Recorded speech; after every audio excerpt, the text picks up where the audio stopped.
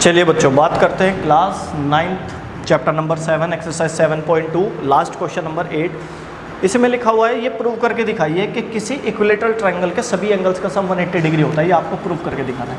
Question number 8 के बारे में बात कर रहे हैं। क्वेश्चन नंबर 8, हमने मान लिया एक ट्रायंगल है हमारे पास ए बी सी। क्या गिवन है बच्चों?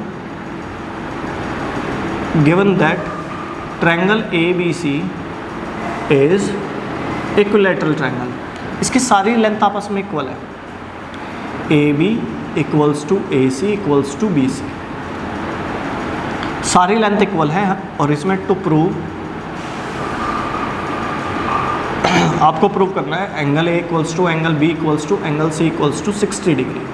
ठीक है, इसका सॉल्यूशन देखते हैं। In triangle A B C, A B equals to B C है ना।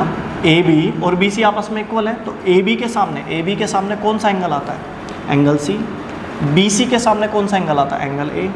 ये आपस में इक्वल आएंगे, इक्वल साइड है इक्वल एंगल।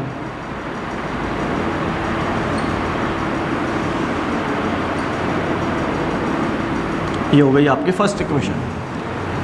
पर उन्होंने ये भी तो बोला है कि ए सी और बी सी भी आपस में इक्वल है। ए बी और बी सी इक्वल है, पर ए सी और ए सी इक्वल्स टू बी सी, ये भी तो इक्वल है। तो ए सी के सामने अब देखो, दो इक्वल साइड है इक्वल एंगल ए सी। ढूंढो ए सी के सामने कौन सा एंगल आता है? Angle B. और बी सी के सामने कौन सा एंगल आता है? Angle A. इसका रीजन भी इक्वल साइड है इक्वल एंगल।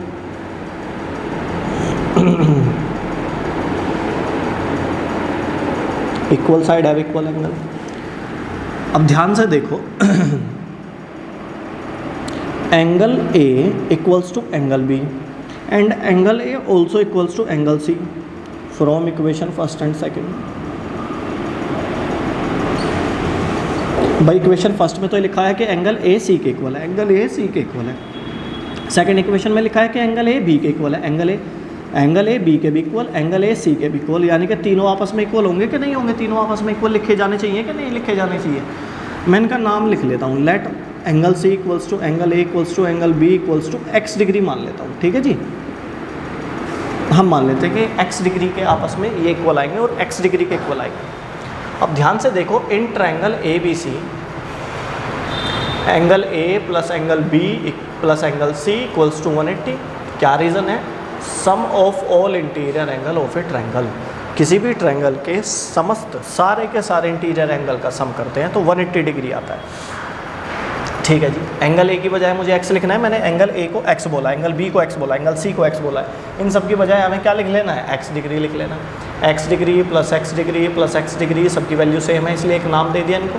तो 3x equals to 180 and x equals to 180 upon 3, जिसका मतलब होता है 60 डिग्री। यानी कि angle A equals to 60, angle B equals to 60, angle C equals to 60 degree. ये आपका आंसर। आपसे यही कहा था कि ये प्रूव करके दिखाइए कि हर एक एंगल 60 डिग्री का आएगा। आई थिंक आपको ये अच्छे से समझ में आया होगा।